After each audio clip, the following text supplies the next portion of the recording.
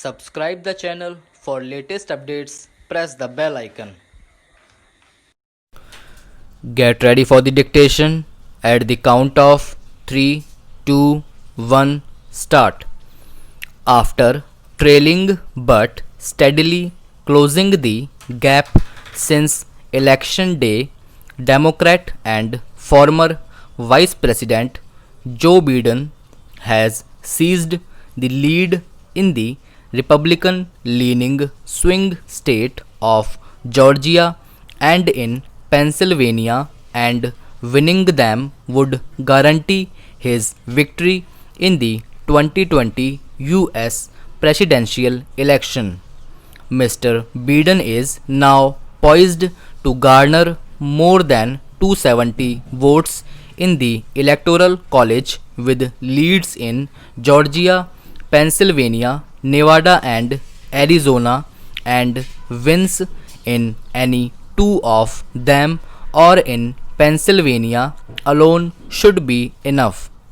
However, an obstacle in his path to the Oval Office comes from the scattershot legal action by the Trump campaign to stop the counting of votes after polls closed on the unfounded allegation that mail in votes were subject to large scale fraud.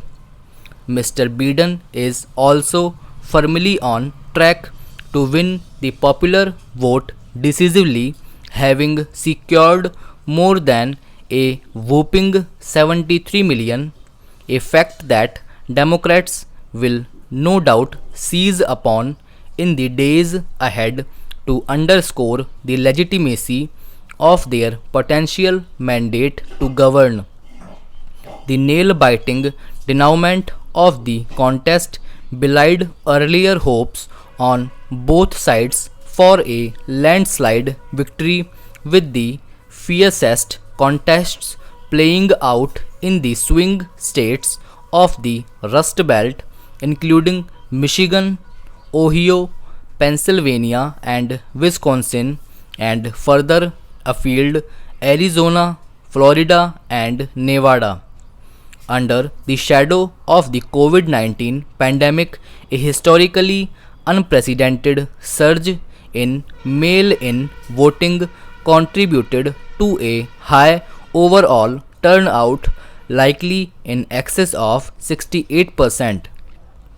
In normal times and with a predictable predecessor, Mr. Biden may have relished the prospect of preparing to enter office in January 2021. Yet the pandemic and the legacy of Mr. Trump's administration imply that should he win, Mr. Biden will have to make plans on an emergency footing, not only in the realms of health care and macroeconomic policy, but also in terms of healing the painful divisions that have led to the emergence of two Americas with radically divergent views on everything from tolerating pluralism to embracing globalization. On COVID 19, the US will soon touch a grim milestone: 10 million cases. More than 230,000 fatalities have been recorded. This makes it imperative that the next president of the country respects science and advocates the use of masks, social distancing, and lockdowns.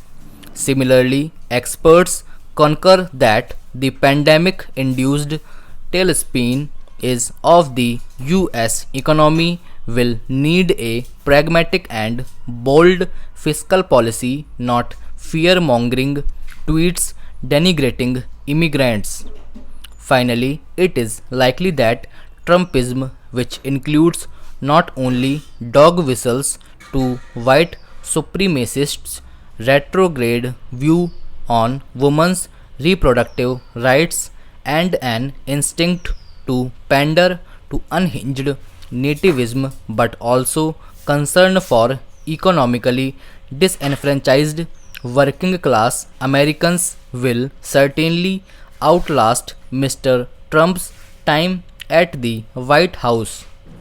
If the US is to have a hope of holding on to its superpower status, the mammoth task of bridge building across the bitter polarization of the partition divide must be the highest priority for the 46th president.